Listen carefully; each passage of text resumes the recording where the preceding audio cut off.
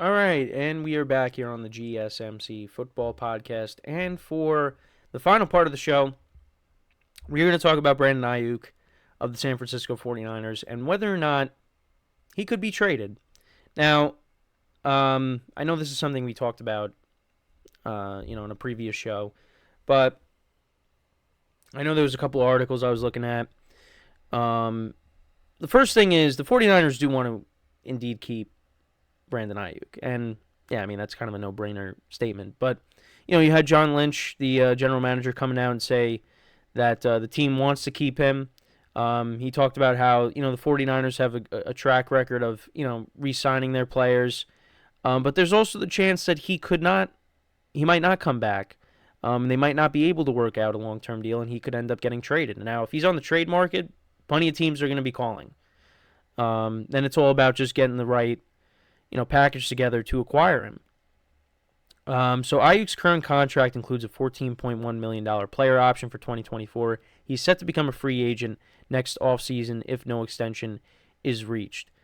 In 2023, he had a career-high 1,342 receiving yards and scored 7 touchdowns this past season. He could be a potential trade candidate if no extension is agreed upon, but the 49ers do believe Aiyuk is part of the team's future plans, and this is according to Ian Rappaport.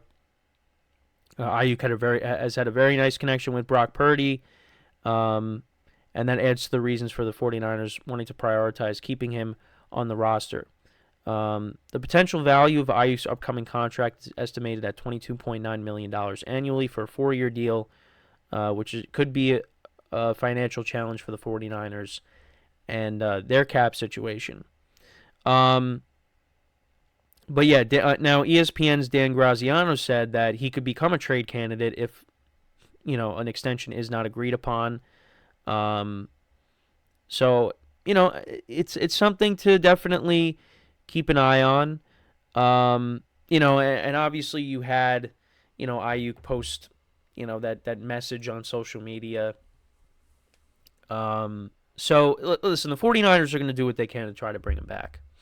And, I mean, if you're Brandon Aiyuk, unless you're going to a team in the AFC, unless you're going to like the Chiefs or, the Bengals or somebody that is a legit Super Bowl contender, there's not really that many teams out there besides the 49ers that have the roster to, get to the Super Bowl.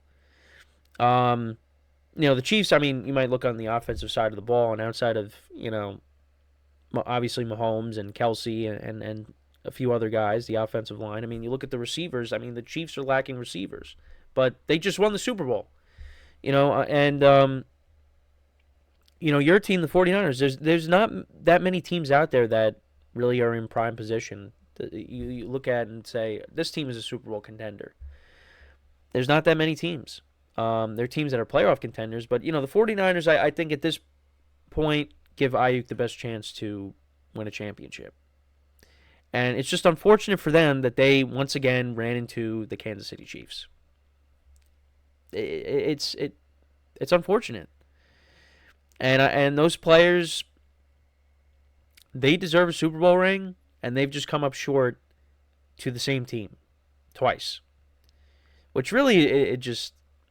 I know McCaffrey, he was playing in his first Super Bowl, Purdy, but if you're Debo and you're Bosa and Kittle, it just got to sting. Fred Warner. I think Greenlaw was on the team as well the first time they played, I believe. Armstead. It's just, you feel for those players. But it happens. And Aiyuk and those guys, some of those guys, they're looking to get paid. And, if you're the 49ers, you're not going to be able to keep everybody. Because one of the things that they talk about in some of the stuff I was reading is, the DeForest Buckner trade. Key guy on their defensive line, they weren't able to keep him, and they ended up trading him to the Colts. And they had to replace him. They drafted Javon Kinglaw, and now he's a free agent. I don't think they're bringing him back. So, I also did see that I think there's some interest in bringing back Chase Young. So we'll see if that ends up happening. But yeah, I mean, look, the 49ers, they have one of the best offenses in the NFL. And with Brock Purdy and Brandon Aiyuk, yeah, they had a great connection. And listen, a lot of individuals out there say, you know, Brock Purdy's a system quarterback, and now he ends up losing Brandon Aiyuk potentially. It's really going to put Brock Purdy under a microscope. People are going to be like, okay, well, now what are you made of? Let's see. Now you lost one of your key pieces. And again, we saw what the team looked like during that stretch during the season where, Deebo Samuel was not playing, was hurt. Trent Williams was hurt. And Brock Purdy looked like a different quarterback. And they came back, and the 49ers, got back to, how they were in the beginning of the season. But now if you lose Brandon Aiyuk, a key piece on the offensive side of the ball, that's going to hurt Brock Purdy. And I know the Brock Purdy critics are going to come out, and, that's not going to be good. So if you're the 49ers, you want to make sure that Aiyuk stays. Now, I mean, listen, I think Brock Purdy is solid. I've said this. I don't think he's, in that elite class, but I think he's solid. I thought he played well in the Super Bowl. I mean, he could have did more. And listen, you're going up against Mahomes. So that's right now that's the standard. So I mean, and he's not Patrick Mahomes. He's not an elite quarterback. So yeah, he couldn't match what Mahomes was doing. But I don't know. Also, you kind of got the ball to your playmakers more. But there's a lot of other things with that. I mean, listen, the game plan was McCaffrey. The game plan was McCaffrey, and even listening to George Kittle talk about it, give Christian McCaffrey the ball a ton of times.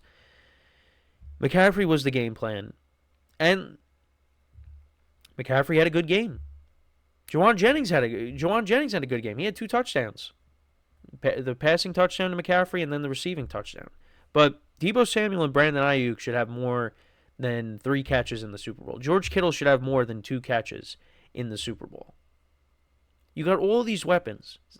So, that's another thing that was curious, is just the fact that those guys really did not have an impact on the game. It was McCaffrey. Now, it makes sense because McCaffrey is the best running back in the NFL. But you got all these other playmakers. Get them involved. And maybe that's why, Brandon Aiyuk had to, post on Instagram after the, a day or whatever. It was after the Super Bowl. I don't think it was right after, but it was after the Super Bowl. Yeah, because he just was not involved. 3 catches. Deebo, 3 catches. Although Deebo was hurt, he was in and out of the game, but still. But, again, this is another storyline to keep an eye on in the offseason. But, the 49ers, they can't afford to lose Aiyuk. And this team has gotten close to, now they got to the Super Bowl, but they didn't win it. They're a team that's going to be right there next year. If the team stays healthy. They are going to be right there again. Conference is going to be better, but right now the 49ers are the class of the NFC. The Lions did almost beat them. The Packers almost beat them. But right now, I still look at them as the best team in the NFC. And we'll see what team ends up being the team that knocks them off, at least on the NFC side of things. Because we know, when they get to the Super Bowl, they play the Chiefs, and the Chiefs end up winning. But again, I don't think it's really anything to be ashamed about. It's the Chiefs. But we'll see. And it's tough because, you go back to the last time they played the Chiefs. The following year was the COVID season, and they had injuries galore. Their whole defensive line got hurt against the Jets. You had Garoppolo and Kittle and Debo. All these guys got hurt. Key players in 2020. And, that just derailed their season. And then they were healthy. They made it to the championship game. They lost to the Rams, made it to the championship game again, lost to the Eagles, made it to the Super Bowl, lost to the Chiefs. So outside of the injury-plagued season, 49ers have been to the NFC Championship game or the Super Bowl. They're still the class of the NFC. Well, this year they were but, they lost to the Eagles, they lost to the Rams. Rams won the Super Bowl. Eagles, they, lost a shootout with the Chiefs. But, they've been one of the best. But now look at what happened with the Eagles and the Rams. Look what happened to them. Well, the Rams, they dealt with a lot of injuries in 2022. Then they bounced back. The Eagles, they fell apart at the end of the season after they, lost to the 49ers. The 49ers have been consistent. It's just then there'll be teams that, Rams, they take them down. The Eagles take them down. And then the other 2 years that they made it to the Super Bowl, they lose to Patrick Mahomes and the Chiefs. So, yeah, they can't afford to lose Aiyuk. That would be a big blow to the offense. Listen, they got to run it back. Run it back. And it's like, what else can they really do? I know some people will say, well, get a better quarterback that can, compete with Patrick Mahomes. But again, Brock Purdy didn't even play bad in the Super Bowl. He didn't turn the ball over. Christian McCaffrey turned the ball over. Brady Ray McLeod turned the ball over. Well, I'm not going to get on McCaffrey. McCaffrey would have been the MVP.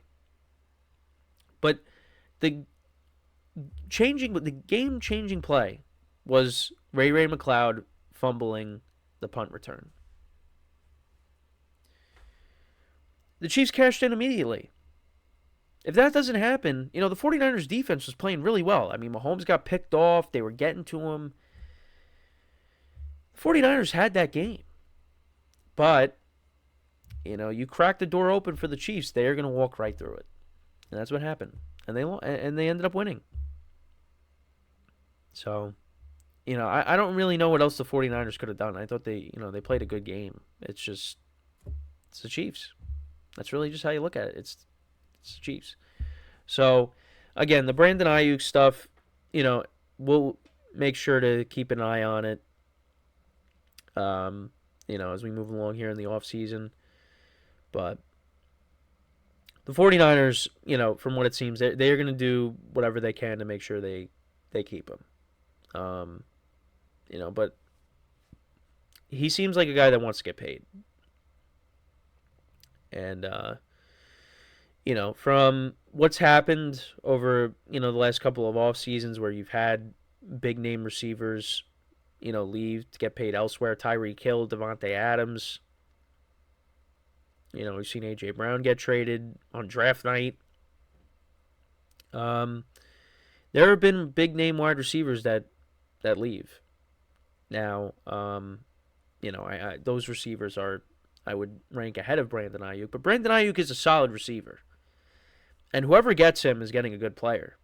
And let's not forget, in 2021, he was like a non-factor in the beginning of the season. And then he finally, started contributing. And, since then, he really has, upped his game.